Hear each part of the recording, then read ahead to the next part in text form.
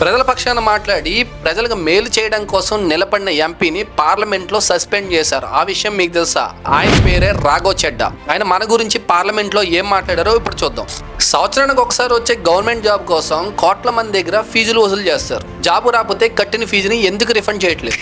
మద్యం దుకాణంలో ఒక్కరోజు కూడా మద్యం అయిపోవట్లేదు, కానీ గవర్నమెంట్ హాస్పిటల్లో ఎందుకని బెడ్స్ కి కొరత వస్తుంది అండ్ మెడిసిన్ కి ఎందుకని లోటు వస్తుంది? ఈ దేశంలో చాలా మంది కీప్యాడ్ మొబైల్ వాడతారు, వాళ్ళకి ఎందుకు డేటా రీఛార్జ్?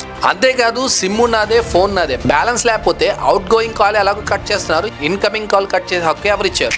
5 కిలోల రేషన్ కోసం వెళ్తే వేలిముద్ర, పెన్షన్ కోసం వెళ్తే వేలిముద్ర, ప్రతి నిత్యావసర వస్తువుకి వేలిముద్ర అవసరం అయినప్పుడు ఓటు వేసే చోట మాత్రం వేలిముద్ర ఎందుకు అవసరం లేదు?